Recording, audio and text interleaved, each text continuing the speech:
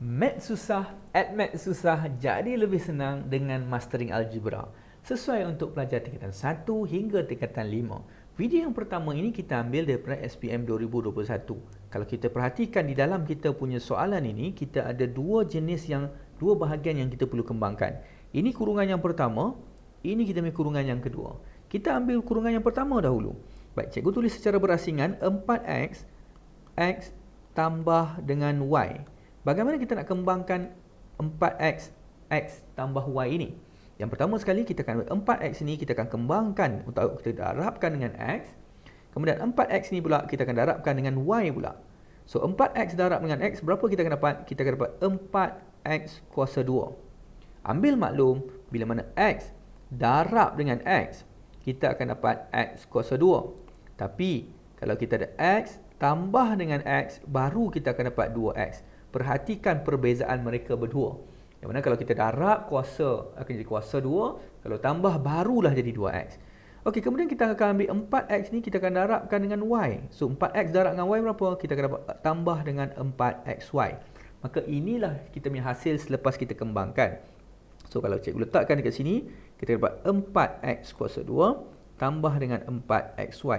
Untuk kurungan yang belakang tu, cikgu maintainkan tolak itu dulu. Kita tolak dulu, kita maintain dulu. Sebab kita nak fokus untuk yang bahagian kembangan di belakang itu.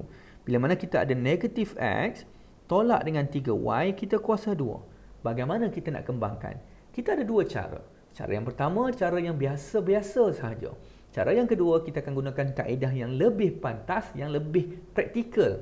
Baik pelajar Form 4 dan Form 5, ada pelajar tingkatan 4, tingkatan 5, maka gunakan kaedah yang lebih pantas.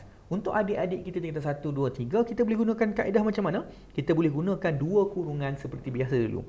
Sebab memandangkan kuasa 2, kalau x didarabkan dengan x, maka akan jadi x kuasa 2. Tetapi kalau kurungan ini kuasa 2, maksudnya apa? Maksudnya kurungan itu dia akan repeat sekali lagi untuk akan darab benda yang sama. Cikgu tulis kat sini.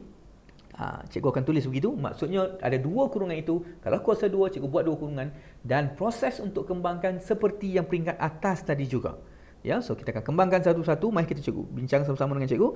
Negatif x darab dengan negatif x. Dapat berapa? Kita dapat positif x kuasa 2. Sebab negatif darab negatif dapat positif. Kemudian negatif x ni kita akan tembak kat belakang. So negatif dengan negatif sekali lagi kita akan dapat positif. X darab dengan 3y, kita akan dapat 3xy.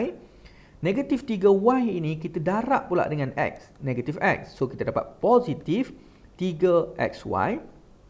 Negatif 3y kita akan darabkan dengan kita punya negatif 3y di belakang itu. So kita dapat positif. Sebab negatif dengan negatif dapat positif. 3 darab 3 berapa? Bukan 6 ya, 9. 9, y darab y, kita dapat 9y kuasa 2. Dan kalau kita boleh simplifykan yang tengah-tengah, sebab memandangkan mereka berkongsi dengan terms yang sama, ya, sebutan yang sama, serupa, like terms, ya, maka kita boleh tambah. Maka 3xy tambah 3xy, tambah, ya, kita akan dapat tambah 6xy, tambah dengan 9y kuasa 2. Maka itulah cara bagaimana kita nak kembangkan dengan cara yang biasa-biasa. Baik, untuk adik-adik abang-abang yang mana dah belajar Form 4 ataupun Form 5 ataupun Form 2, Form 3 nak gunakan kaedah ini pun boleh juga, tak ada masalah. So, apa yang kita akan buat, kita akan tulis negatif x tolak 3y kuasa 2. Okay, dengar baik. Kalau kita nak terus kembangkan, boleh. Yang pertama, apa sahaja di bahagian hadapan ini, kita akan kembangkan. Negatif x kuasa 2, kita akan dapat positif x kuasa 2. Saya ulang balik semula, negatif x kuasa 2, kalau kita kuasakan dengan 2, kita akan dapat positif x kuasa 2. Kemudian kita akan ambil negatif x, kita akan darabkan negatif 3y. Negatif x darab negatif 3y berapa? Negatif-negatif dapat positif. Darab tau, ya, darab. Negatif x darab negatif 3y, kita dapat positif 3xy. Positif 3xy darab dengan 2, kita dapat positif 6xy. Kemudian yang di belakang pula, kita akan kuasakan pula. So, kita akan dapat positif negatif 3y, keseluruhan itu kuasa 2. So, kita dapat negatif 3 kuasa 2 dapat positif 9y kuasa 2. Maka kalau kita perhatikan kat sini, apa yang kita akan dapat ini adalah sama dengan kaedah yang kita gunakan dua bracket ini yang kita kembangkan. Pastikan para pelajar, by hook or by crook, lambat ataupun cepat, you mesti mahirkan kaedah yang kedua untuk memudahkan kerja kita ataupun nak buatkan matematik penjalan kerja lebih pantas. Okey, baik. Apa yang cikgu dapat tu, cikgu akan letak dalam kurungan. X kuasa 2 tambah 6xy tambah dengan 9Y kuasa 2. Cikgu buat kurungan begitu. Okey, dan perhatikan kenapa cikgu perlu buat kurungan, sebab kita ada tolak di luar ini tidak ada kaitan dengan kuasa 2 yang di luar itu. Ya. So maksudnya kuasa 2 itu hanya melibatkan braket itu sahaja. Okey, mari kita selesaikan. Cikgu kembangkan dahulu, yang lain cikgu salin. 4x kuasa 2 tambah 4xy tolak, okey, cikgu kembangkan negatif darab setiap satu yang di dalam kurungan kita. Tolak x kuasa 2 tambah dengan kita punya, negatif dengan positif akan jadi tolak 6xy, negatif dengan positif sekali lagi tolak 9y kuasa 2. Baik, kemudian kita akan cari like terms. Ada tak like terms? Like terms ni apa? Like terms ni maksudnya sebutannya serupa. Oh, kita ada 4x di sini, kemudian kita ada tolak dengan x kuasa 2. Dengan y kuasa 2 boleh tolak tak? Tak boleh ya. X kuasa 2 dengan y kuasa 2 tak sama ya. 4x kuasa 2 tolak dengan x kuasa 2, kita akan dapat 3x kuasa 2. Begitu. Kemudian sini dah selesai. Okey, cikgu potong You jangan potonglah ya.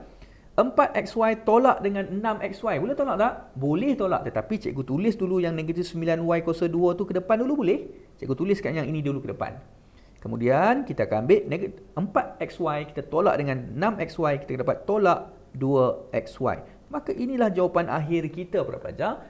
Begitu mudah kalau kita faham konsep-konsep dalam algebra.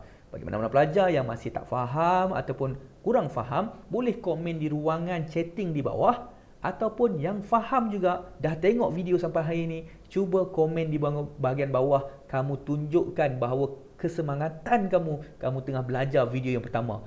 Tulis itu, video yang pertama done. Terima kasih, jumpa kepada video yang kedua.